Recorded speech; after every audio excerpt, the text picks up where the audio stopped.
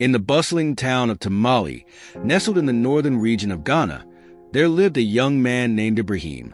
He was born into a devout Muslim family, one that cherished the teachings of Islam and upheld its values. Ibrahim's parents raised him with love and instilled in him the importance of worshiping Allah. However, as he grew older, the allure of the streets began to consume him. Ibrahim became known for something far removed from his upbringing: smoking marijuana, locally called weed. The sweet, pungent smell of burning leaves clung to his clothes, marking his presence wherever he went. He had fallen into bad company, and the weed provided an escape from the responsibilities and trials of life. His friends adored him for his carefree attitude, and soon he was infamous in the neighborhood as Ibrahim the Weed Smoker. His parents tried to talk sense into him, but his rebellion grew stronger with every word of advice. He skipped prayers, ignored fasting, and stayed away from the mosque. The path of faith that once lit his way had dimmed, replaced by the false brightness of temporary highs. His mother cried, his father scolded, and his siblings distanced themselves from him. Ibrahim's addiction was devouring his soul, but it wasn't until the damage hit his body that he began to see the reality of his choices. One evening, after a long session of smoking, Ibrahim felt a sharp pain in his chest. He coughed violently, his throat burning as though fire was searing his lungs. Dismissing it as a minor ailment, he continued his lifestyle, but the pains returned more frequently. His breathing became strained, and the constant hacking cough made it impossible for him to sleep at night. His body was deteriorating. Eventually, the inevitable happened. Ibrahim collapsed one afternoon while sitting with his friends. They rushed him to the nearest hospital, where the doctors diagnosed him with severe respiratory infections caused by prolonged smoking. His lungs were heavily damaged, and the road to recovery would be long and costly. For weeks, Ibrahim lay in the hospital bed, his body weak, struggling for every breath. His family, heartbroken by his state, spared no effort to save him. His parents sold off their livestock and dipped into their life savings to cover the mounting hospital bills. The family's resources dwindled, and the financial strain was unbearable. His younger siblings had to drop out of school, and food became scarce in their home. The burden Ibrahim placed on them was clear, and it weighed heavily on his heart. One evening, after weeks of his hospital stay, Ibrahim was visited by the local Imam, Sheikh Umar, who had been following his situation. With gentle eyes and a soft tone, the Imam sat beside his bed and spoke to him. "My son, do you understand what you have done to yourself?" The Imam began, his voice heavy with concern.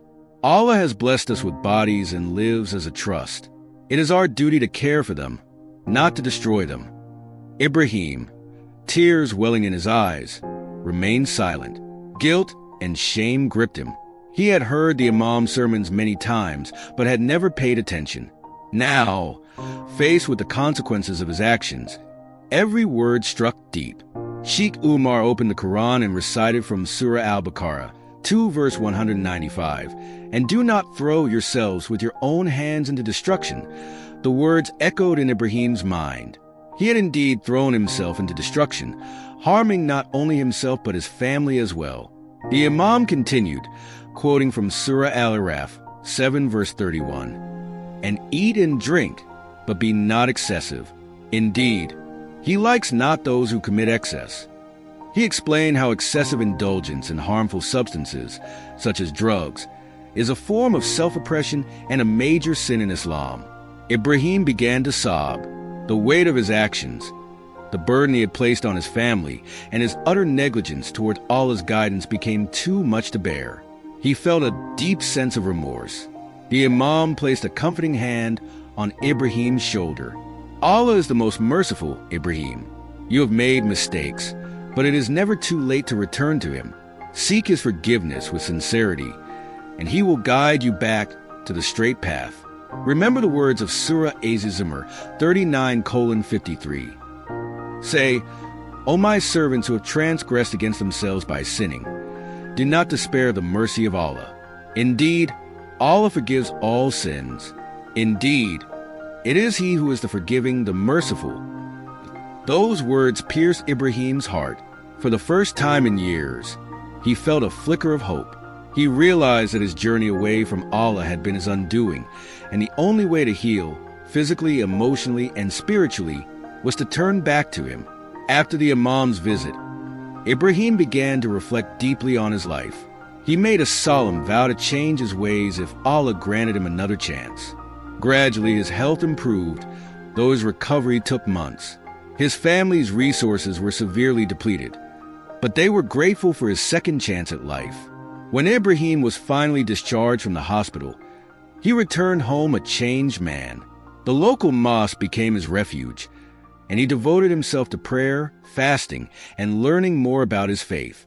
He cut off ties with the bad influences and reconciled with his family, apologizing for the pain and hardship he had caused. His parents wept tears of joy to see their son back on the path of righteousness. Ibrahim began to use his experience as a lesson for others. He would visit the youth in his community, sharing his story and warning them of the dangers of drugs and the consequences of neglecting their religious duties. He spoke about the importance of caring for one's body as a trust from Allah and how only true peace could be found in submission to him. Ibrahim's transformation became a beacon of hope for many in his town. From the depths of darkness, he had found the light of faith, and in his steadfast worship of Allah, he found the purpose and fulfillment he had once sought in all the wrong places.